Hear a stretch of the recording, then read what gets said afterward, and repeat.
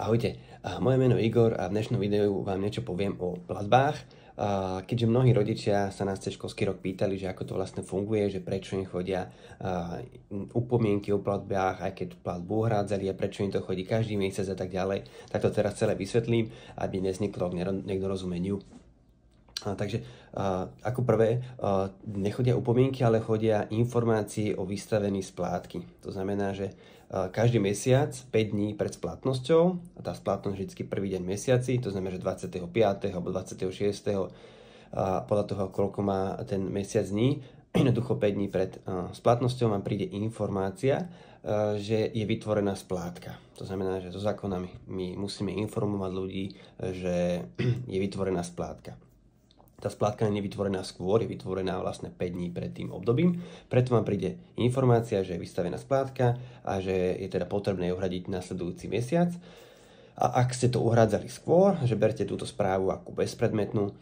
A ono ideálne je to uhrádzať v tom období, lebo vlastne keď ešte platba nie je vystavená a vy už uhrádzate, tak vlastne sa uhrádza na základe niečoho, čo ešte nie je vystavené. Takže ono by to bolo ideálne uhrádzať toho vlastne po tejto informácii, ako vám príde, že je vytvorená tá splátka a jednoducho uhradíte. Potom príde druhá notifikácia, ale to len v tom prípade, ak sa neuhradí do prvého dňa v mesiaci. Veľa ľudí nám hovorí, že teda oni to uhrádzali prvého, lenže problém je v tom, že vlastne nám sa to pripíše na ten ďalší deň, to znamená, že druhého, a tá notifikácia toho prvého už príde. Takže to je prvá pripomienka o tom, že teda nebolo to uhradené do prvého dňa mesiaci.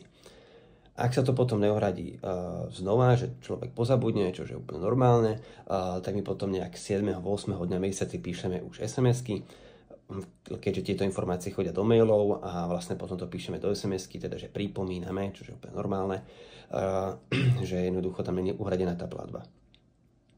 A potom, ak to nie je uhradené po mesiaci, tak už teda telefonujeme, že kde je problém a tak ďalej.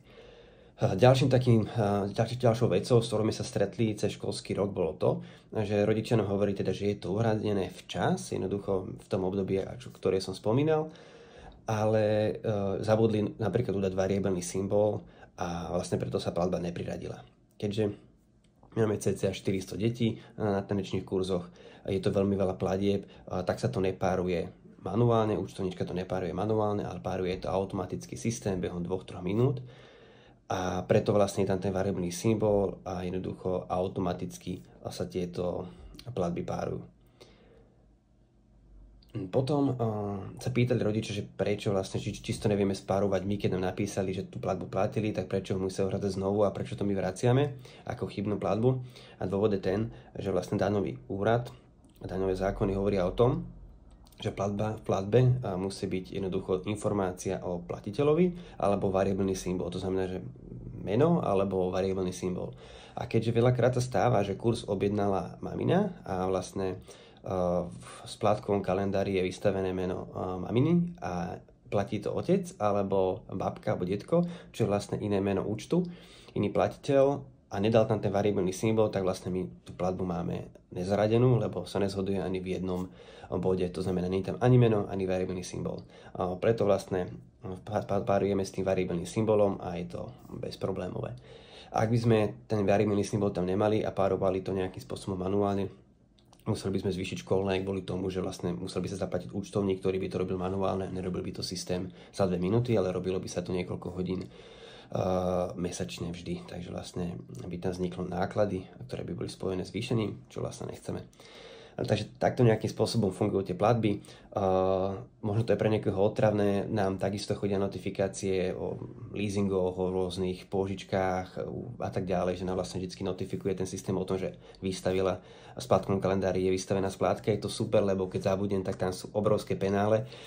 My penále je síce v podmienkach daný, že 5 €, ale ešte sme ich nedali, lebo vždy sa jednoducho s tým klientom dohodneme, zatelefonujeme mu, aj keď meška poviem príklad 3 týždne alebo mesiac, tak jednoducho sa dohodneme, že jednoducho pozabudol alebo stalo sa, takže naozaj to riešime korektne a nerobíme hneď nejaké tvrdé postoje. Samozrejme, mali sme takýto prípad, keď sa to rozšírilo minulý rok po internete, kedy sme jednu mamičku museli vyhodiť, lebo nemala už dlhodobo zaplatené a ešte teda nám písala ostrý mail, že prečo vlastne notifikácie chodia, ona to hradiť nebude a tak ďalej.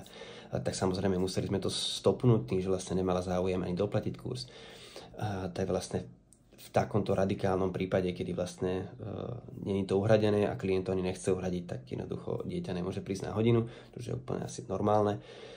A takýmto nejakým spôsobom to riešite, ale mnohí z vás viete, že keď sa nemali uhradené, vždycky sme vás zavolali alebo napísali a nikdy sme žiadne dieťa vlastne nespravili tak, že by sme ho nepustili, iba v tomto jednom prípade, kedy mamička odmietla zaplatiť vlastne kurz a vlastne vtedy nemohol samozrejme nastúpiť, lebo mu nebola poskytnutá táto služba.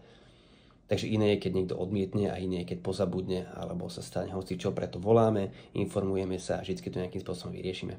Takže takto nejakým spôsobom fungujú naše platby. Riešime to profesionálne, to znamená, že na základe zákonov Slovenskej republiky o účtovníctve a o daniach robíme to transparentne všetko.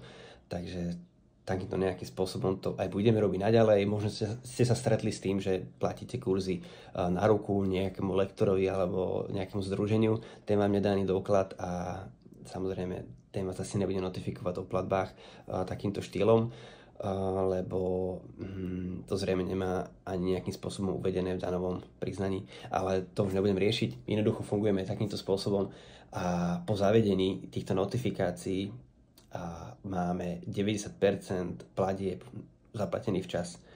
Predtým, ako sme tieto notifikácie nemali, tak nám chýbala polovička platieb ešte polovičke mesiaca.